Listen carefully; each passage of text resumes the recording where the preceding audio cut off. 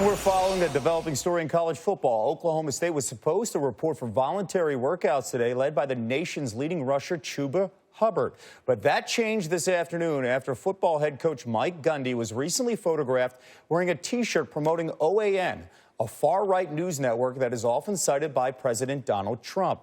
Now, here's what Chuba Hubbard tweeted after seeing the picture. Quote, "I will not stand for this. This is completely insensitive to everything going on in society, and it's unacceptable. I will not be doing anything with Oklahoma State until things change." And a number of teammates tweeted in support of Chuba Hubbard afterwards. Oklahoma State President Burns Hargis sent out this tweet later on this afternoon. Quote, "I hear and respect the concerns expressed by our black student athletes. This is a time for unity of purpose to confront racial inequities and injustice. We will not tolerate insensitive behavior by anyone at Oklahoma State." College sports reporter Adam Rittenberg joining us now on SportsCenter. Adam, you talked to Hubbard for a story before his tweet today. What more can you tell us about this young man? Hey, Kevin, he's a very socially conscious guy. I spoke to him a few weeks ago about what he did during quarantine. And one of the things he told me is he started a nonprofit to help disadvantaged kids that sort of grew up in his circumstance but had less support. So he really wants to, has a viewpoint, especially coming from Canada, that's maybe a little bit unique in college football. And if you follow his social media feeds, he's been very active in recent weeks surrounding the racial discussion going on in this country, in other countries. Black Lives Matter. He's been posting a lot about that. So in a sense, not surprising to see him speak up today. And he's a guy that has a lot of support at Oklahoma State. He's their best player. He passed up the NFL draft for another year there. So he's absolutely a leader on this team, and that's why this is a significant moment for that program. You mentioned support. As for Mike Gundy, how would you describe his relationship with the university's administration?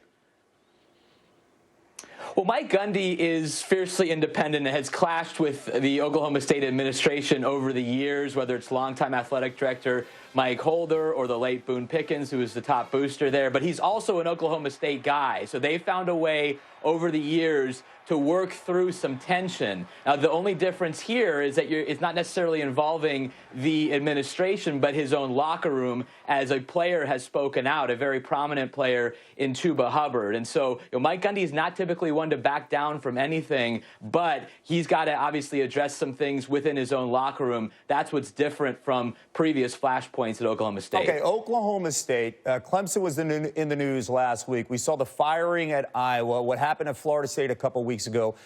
Player empowerment is there. What have you noticed? What have you talked to coaches about? What's been the reaction there of their voices getting louder? And now we're seeing change everywhere. Yeah, coaches have told me that they're going to have to listen more than ever. They're used to being in control. They're used to limiting what the players have to say. I mean, I never thought I'd see Iowa players on social media, and that's a result of what happened there. Kirk Ferentz saying his longtime policy against social media with players was silly, and so they've changed. And so coaches realize that we're at a time where a lot of players have that empowerment like never before to speak out against things on campus, things in their program, things that have been bothering them, especially the African-American players. And so, yeah, I think right now the balance of power, at least for the moment, has shifted to the players and things that they want out there and they want to get done within their programs and on these campuses. Yeah, Ferentz on Friday called it a blind spot here, not understanding his players. Adam, thank you so much for this perspective.